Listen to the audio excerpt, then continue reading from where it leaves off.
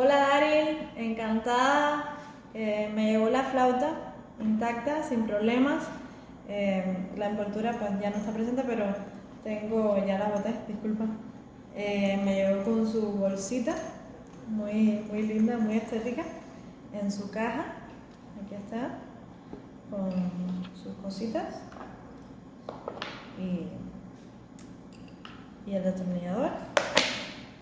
Acá ya está armada, en perfecto estado, sin problemas de ningún tipo, muy bien cuidada, con toda su envoltura, con su caja bien cuidada y pues encantada con esta flauta, muy recomendada a todas las demás personas, todas las demás flautistas, con tu marca personal, Dalianto.